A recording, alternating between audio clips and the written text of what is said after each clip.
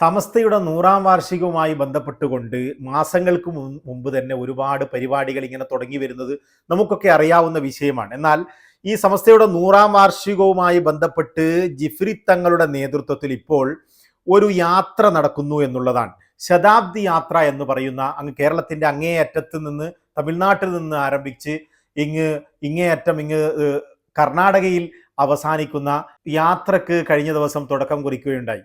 എന്നാൽ നമുക്കറിയാം, ഈ സമസ്തയുടെ മുഴുവൻ പരിപാടികളിലും പണ്ട് മുതലേ നമുക്കറിയാം സമസ്തയും ലീഗും ഒന്നാണ് എന്നുള്ള ഒരു മട്ടിൽ സമസ്തയുടെ സ്റ്റേജുകളൊക്കെ മുസ്ലിം ലീഗുകാർ നിയന്ത്രിക്കുന്നതിലേക്ക്, അല്ലെങ്കിൽ മുസ്ലിം ലീഗിന്റെ കൃത്യമായ പ്രാതിനിധ്യം സമസ്തയുടെ സ്റ്റേജുകളിലൊക്കെ നമുക്ക് എക്കാലത്തും കാണാമായിരുന്നു എന്നുള്ളതാണ്. എന്നാൽ ഇപ്പൊ 2 ദിവസമായി യാത്ര തുടങ്ങിയത് മുതൽ, അല്ലെങ്കിൽ ഈ യാത്രക്ക് ദിവസങ്ങൾക്ക് മുമ്പ് തന്നെ ഈ സമസ്തയിലെയും ലീഗിന്റെയും വിഷയങ്ങൾ വീണ്ടും കുത്തിപ്പൊങ്ങി വന്നതുപോലെ വാർത്തകളിൽ വീണ്ടും ഇടം പിടിച്ചിരിക്കുകയാണ് എന്നുള്ളതാണ്. ഈ ലീഗ് അനുകൂല വിഭാഗം, ലീഗ് അനുകൂലിക്കാത്ത വിഭാഗം എന്നൊക്കെ പറഞ്ഞുകൊണ്ട് ഇങ്ങനെ വാർത്തകൾ ഒന്നിനു പിറകെ ഒന്നായി ഇങ്ങനെ വന്നുകൊണ്ടിരിക്കുന്നു. ഇതിനൊക്കെ അപ്പുറത്തേക്ക് ഇപ്പം ജിഫ്രി തങ്ങളുടെ തിരുവനന്തപുരം സ്വീകരണ പരിപാടിയിലും അതുപോലെ കൊല്ലം സ്വീകരണ പരിപാടികളിലൊക്കെ സ്റ്റേജിൽ സാധാരണ ലീഗുകാരെ കാണുന്നില്ല എന്ന് മാത്രമല്ല, സാധാരണ ഉള്ളതുപോലെ ലീഗുകാർ പങ്കെടുത്തില്ലെന്ന് മാത്രമല്ല, ആ സ്ഥാനം സഖാക്കൾ കൈയടക്കി കഴിഞ്ഞിരിക്കുന്നു എന്നുള്ളതാണ് ഏറ്റവും വലിയ വാർത്ത. തിരുവനന്തപുരത്ത് ഉദ്ഘാടനം ചെയ്തത് പിണറായി വിജയനാണ്. കൊല്ലത്ത് മുഖ്യാതിഥി MK പ്രേമചന്ദ്രനാണ്. അവിടെ ഉദ്ഘാടനം കൊടിക്കുന്നിൽ സുരേഷോ മറ്റോ ആണ്. ഇപ്പുറത്ത് മുഖ്യാതിഥിയായി മുരളീധരനും ഉണ്ടെന്ന് തോന്നുന്നു. കോൺഗ്രസിന്റെ ചെറിയൊരു പ്രാതിനിധ്യമുണ്ട്. കൃത്യമായും മുഖ്യമന്ത്രി തിരുവനന്തപുരത്ത് പങ്കെടുത്തു. അവിടെ ആരായിരുന്നു ഉദ്ഘാടനം ചെയ്യേണ്ടിയിരുന്നത്, ആരെയായിരുന്നു ഉദ്ഘാടനത്തിന് സമസ്ത തീരുമാനിച്ചിരുന്നത്, ക്ഷണിച്ചിരുന്നത് എന്നൊക്കെ ജിഫ്രി തങ്ങൾ തന്നെ പറയുന്നത് നമുക്കൊന്ന് കേൾക്കാം. സമസ്തയും ലീഗും തമ്മിലൊരു ഇഷ്യൂ ഇല്ല. ഉദ്ഘാടനത്തിന് അയാൾ ക്ഷണിക്കപ്പെട്ടതായിരുന്നു. ആരെ? ഖാദിർ മൊയ്തീൻ സാഹിബിനെ. പിന്നെ സാദിഖ് അലി ശിഹാബ് തങ്ങളെ ഇരുന്ന് ഉദ്ഘാടനത്തിന് ക്ഷണിച്ചിരുന്നത്. സാദിഖ് അലി ശിഹാബ് തങ്ങൾക്ക് ഉദ്ഘാടനത്തിന് എത്തിപ്പെടാൻ ചില പ്രയാസങ്ങളുണ്ട് എന്ന് പറഞ്ഞതിൻ്റെ അടിസ്ഥാനത്തിൽ അദ്ദേഹത്തിൻ്റെ അനുജൻ അബ്ബാസ് അലി ശിഹാബ് തങ്ങളെ ക്ഷണിച്ചിരുന്നു. ഞാൻ നേരിട്ടാണ് ക്ഷണിച്ചത്. അങ്ങനെ ക്ഷണിച്ച ആൾ പങ്കെടുക്കാമെന്ന് എന്നോട് സമ്മതിച്ചു. അതിൻ്റെ അടിസ്ഥാനത്തിൽ ഞാൻ ഓഫീസുമായിട്ട് ബന്ധപ്പെടാൻ പറഞ്ഞു.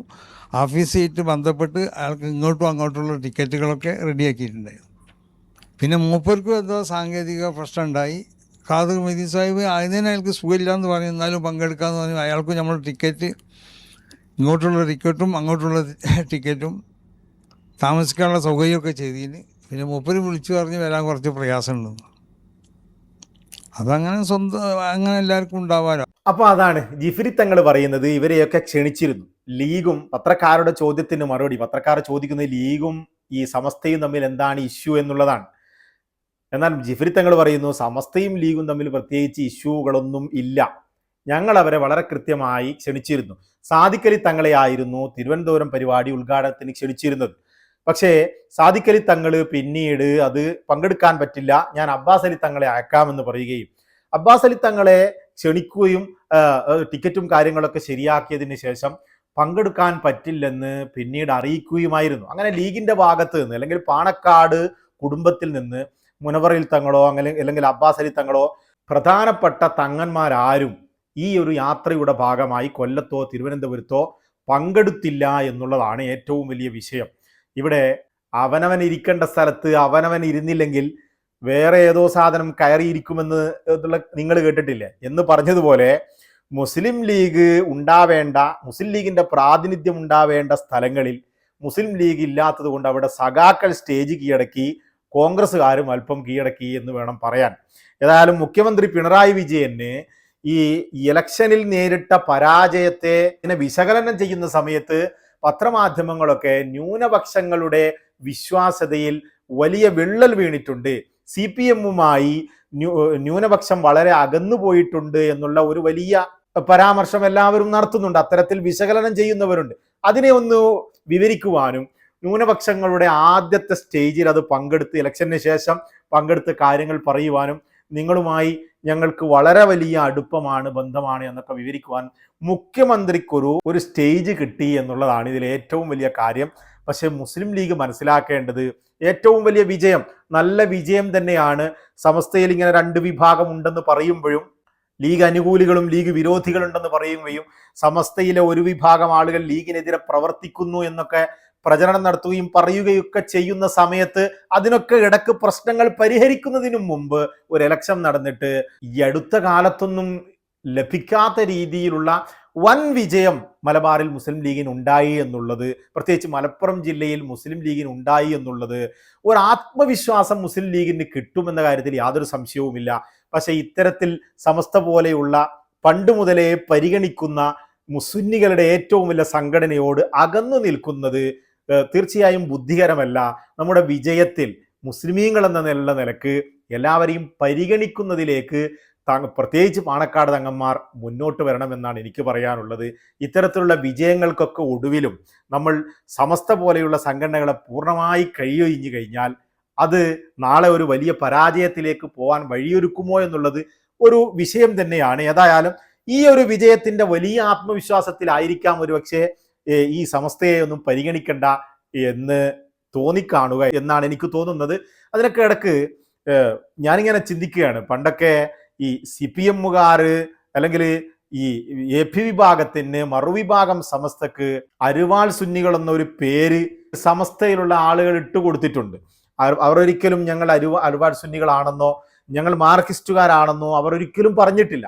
പക്ഷെ അവർക്ക് അത് ചാർത്തിക്കൊടുത്തതാണ്. അതായത് മുസ്ലിം ലീഗ് കൃത്യമായും ഈക്യ സമസ്തയുടെ കൂടെ നിൽക്കുന്ന സമയത്ത് AP സമസ്തയെ ഒരു ശത്രുവിനെ ഉണ്ടാക്കേണ്ടത് അത്യാവശ്യമായതുകൊണ്ടായിരിക്കാം ഒരുപക്ഷെ കൂടെ നിർത്തേണ്ട ഒരു വലിയ വിഭാഗത്തെ തീർച്ചയായും കമ്മ്യൂണിസ്റ്റുകാരാണ് അല്ലെങ്കിൽ അരുവാൾ സുന്നികളാണ് എന്ന് പറഞ്ഞുകൊണ്ട് ഒരു വിഭാഗത്തേക്ക് തള്ളി മാറ്റുകയായിരുന്നു. ഇന്ന് അവരുടെ പരിപാടികളിലും സ്റ്റേജുകളിലും ഒക്കെ എല്ലാ രാഷ്ട്രീയ പാർട്ടികളും ഉള്ളതുപോലെ മുസ്ലിം ലീഗിന്റെ കൃത്യമായ പ്രാതിനിധ്യം നമുക്ക് കാണാൻ സാധിക്കുകയും ഇവർ അരിവാൾ സുന്നികളാണെന്ന് പറയുകയും പ്രചരിപ്പിക്കുകയും ചെയ്ത വിഭാഗത്തിന്റെ സ്റ്റേജിൽ നിന്ന് മുസ്ലിം ലീഗ് അകലുകയും ആ ഒരു അരിവാൾക്കാർ അല്ലെങ്കിൽ കമ്മ്യൂണിസ്റ്റുകാർ അരിവാൾ ചിഹ്നം ഉപയോഗിക്കുന്നവർ സ്റ്റേജ് കീഴടക്കുകയും ചെയ്യുന്ന രീതിയിലേക്ക് സംഗതികൾ എത്തപ്പെട്ടിരിക്കുന്നു എന്നുള്ളതാണ്.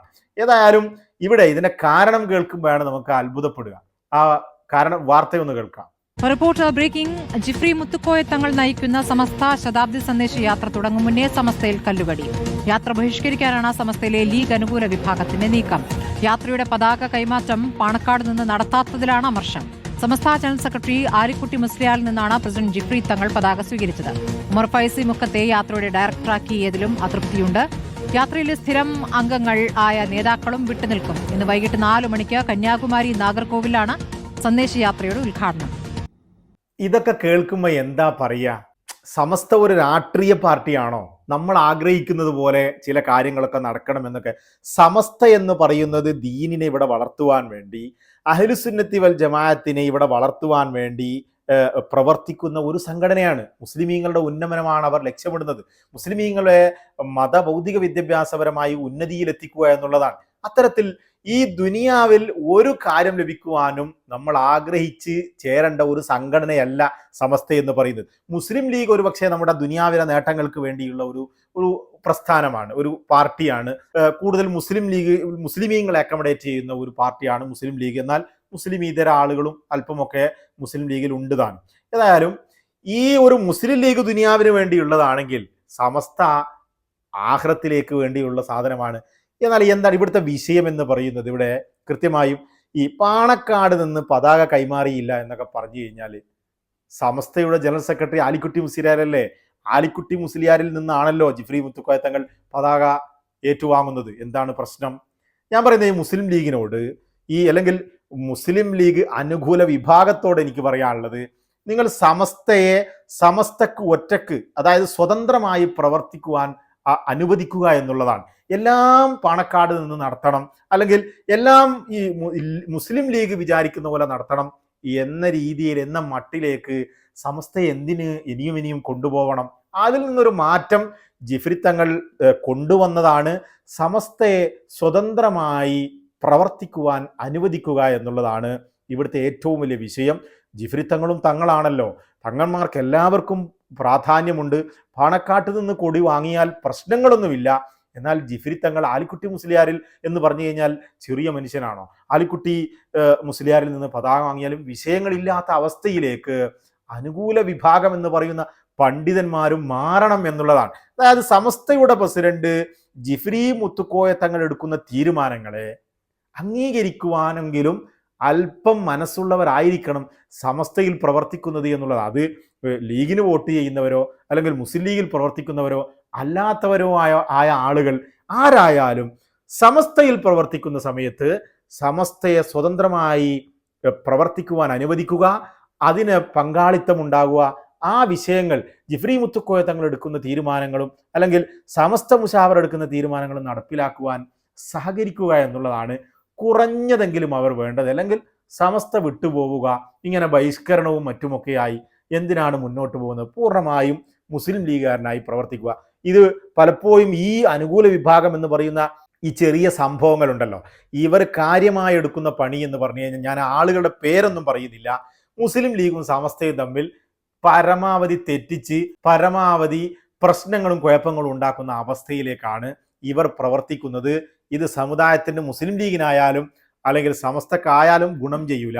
നിങ്ങൾക്ക് പ്രവർത്തിക്കേണ്ടത് ഞാൻ മുമ്പ് പറഞ്ഞതുപോലെ മുസ്ലിം ലീഗ് ആണെങ്കിൽ സമസ്തയെ അതിൻ്റെ വഴിക്ക് വിട്ട് ആ സ്ഥാനങ്ങൾ മറ്റുള്ളവർക്ക്, സമസ്തയെ പൂർണ്ണമായി അനുസരിക്കുന്നവർക്ക് കൊടുക്കുകയും തൽക്കാലം ഒന്ന് മാറി നിൽക്കുകയും ചെയ്യുക. അല്ലാതെ സമൂഹത്തിൽ ഇങ്ങനെ ഭിന്നത സൃഷ്ടിക്കുവാൻ ഇനിയും ഇതിൽ കടിച്ചു പിടിച്ച് തൂങ്ങി നടക്കേണ്ടതില്ല എന്ന് തന്നെയാണ് ഇത്തരക്കാരോട് നമുക്ക് പറയാനുള്ളത്. തൽക്കാലം വിടാം, നമുക്ക് വീണ്ടും കാണാം.